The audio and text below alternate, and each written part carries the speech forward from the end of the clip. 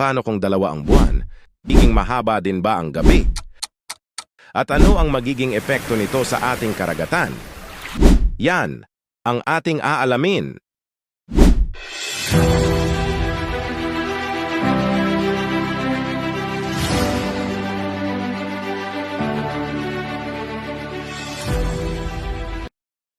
Bago tayo magpatuloy, huwag kalimutang mag-subscribe at pindutin ang bell icon para hindi ka mahuli sa mga trivia.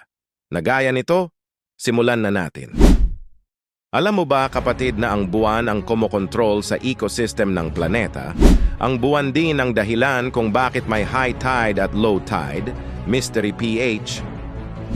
Paano kung magkaroon pa ng isang buwan? Ano ang mga posible na mangyari? Narito ang mga posible na mangyari kapag nagkaroon tayo ng pangalawang buwan.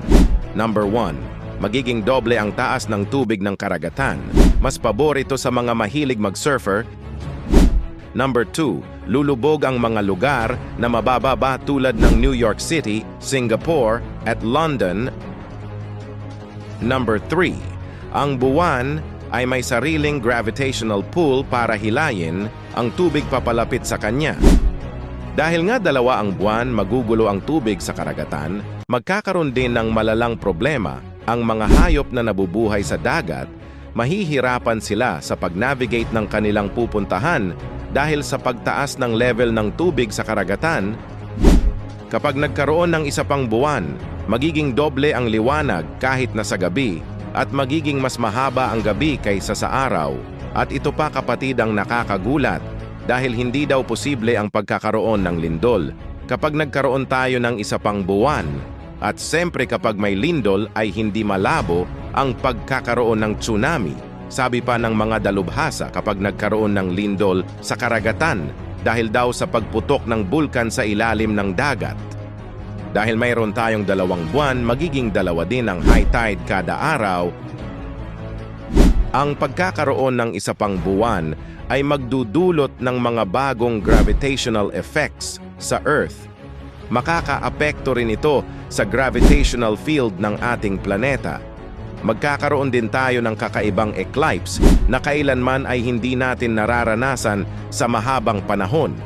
Kung magkaroon ng isa pang buwan ay napakaganda nito sa mata, magiging mahaba ang pagsasama ninyo magjowa, kapatid, kaya lubos-lubusin ninyo na. Sana all! Dahil nga nagkaroon tayo ng isa pang buwan, maaring magkaroon ng bagong pag-aaral at pananaliksik ang mga sayantipiko upang malaman kung ano ang mga magiging epekto nito sa ating mundo. Magkakaroon din tayo ng pagbabago ng klima ng ating Earth. Ang mga gravitational effects nito ay maaaring maka-impluwensya sa paggalaw ng hangin sa ating mundo. Maaring magkaroon tayo ng pagbabago ng ating kalendaryo kapag nagkaroon tayo ng isa pang buwan. Imbis na 30 days, ay magiging 60 days na ang ating kalendaryo. Ilan lamang ito sa mga posibleng mangyari kapag nagkaroon tayo ng pangalawang buwan. Hanggang dito na lamang ang ating trivia tungkol sa pagkakaroon ng isa pang buwan. Mag-iwan ng iyong komento sa baba ng video na ito. Makakatulong ito sa aking channel. Magkita-kita ulit tayo sa susunod na video. Muli ako si Mystery PH. Sa channel na ito wala pong bayad ang manood.